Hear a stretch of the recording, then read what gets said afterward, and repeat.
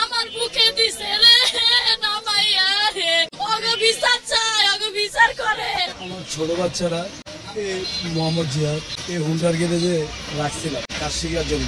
মহাজন হুন্ডার garage মহাজন দুইজন পার্টনারে, যে বড় ছোট ওই গেছে 10 নম্বর মাল আনতে, আর যে বড় ওই ছিল গ্যারেজে, আর দুইটা পোলা ছিল। আমার ছেলের বড় ছেলে ছিল, আমার ছোট ছেলে আমার বড় ছেলের সাথেই থাকে, ঠিক আছে। এখন আমার বড় ছেলেরা বলতেছে কি, তুই মহাজন বলতেছে বলে যে তুই এই দোকান থেকে রুটি নিয়ে চা নিয়ে এই কথা পাঠায়া, ওই দুইটা ছেলেরা বলতেছে কি যে ওই ওরে দইরা, আমার ছোট ছেলের নাম আবু বকর সিদ্দিক, ওরে কইতেছে ওরে দইরা যে হাওয়া গাড়ির চাকার ভিতরে দেওয়া হয় মেশিন সাইডা, ওই হাওয়া আমার ওই দুইটা দইরা পরে নাকি মেশিন একটা ধরছে, একটা মেশিন সাইডা আর একটা দিনের হাওয়া ধরছে।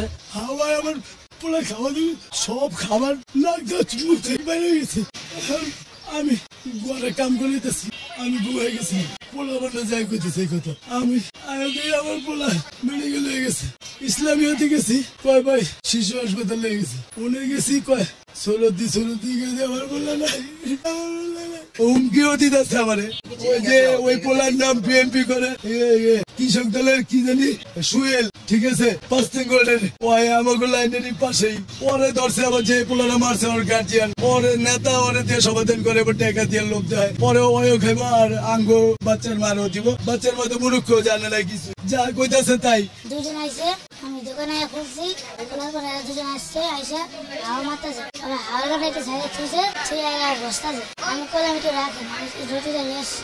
রুটি আইসা দিয়ে আমার ভাই আমি দাবাই গেছে আর নাক মুখ দিয়ে বমি বাড়ি গেছে, আর যেটা পায়খানা আসছে না এদিকে রক্ত বেড়েছে। এটা দেখে আবার আমি খুললাম, খুলে দেখলাম 3 রানের আগে দিয়ে একটু সাদা হয়ে আছে। এটা দেওয়ার পর সুজন সাদা আবার একটু হয়েছিল, হ্যাঁ ওটা দৌড় দিয়া আগর মেডিকেল পাঠাইছে, কোন মেডিকেল থেকে আমি ফিরে দিয়ে দিচ্ছি, পয়সা দিতে অধিক রাস্তায় আমার ভাইয়ের সব ফাটাইতাছে এমনিতে কইরা নিছে রে, আমার বুকে দিছে রে নামাইয়া রে ওগো বিচার চাই ওগো বিচার করে।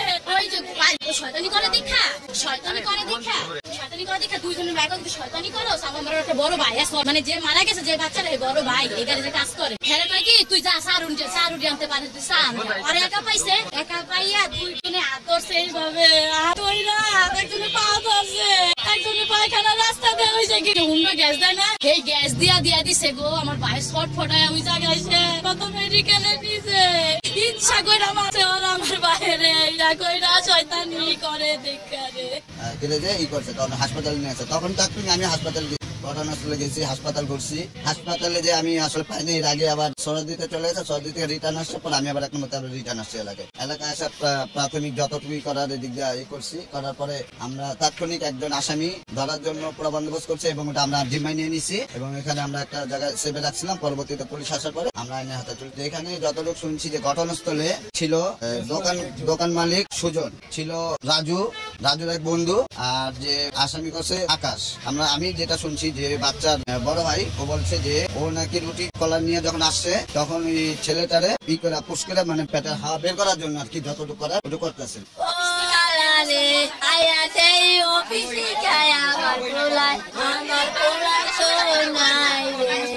আমি আমার বাবার তুইয়া আমি ওকে আমার ছেলের কাছে রাখিয়া যাইতাম, রাখিয়া আমি অফিসে যাইতাম গা, আইয়া ভাত খাওয়াইতাম, আমার বড় পোলায় খাওয়াইতো। আজকে আমি কালমিতে গেছি, কালকে সকালে নুডলস খাওয়াই দিয়া গেছি, মা তুমি যাও গা, আমার পিজাই দিয়া যাচ্ছি, আজ পিজাই। দুপুর আইসে আমি ভাত খাইতে পারি না, আমার ছেলের রুটি আনতে পাড়াইয়া এরপরে গ্যাসের পাইপ পাশা দিয়া ফুটে দিয়া দিলে রে।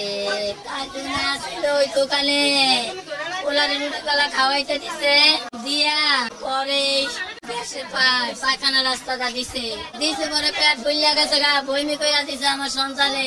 নাক দিয়ে মুখ দিয়ে রক্ত চলছে, জি মামলা করছি।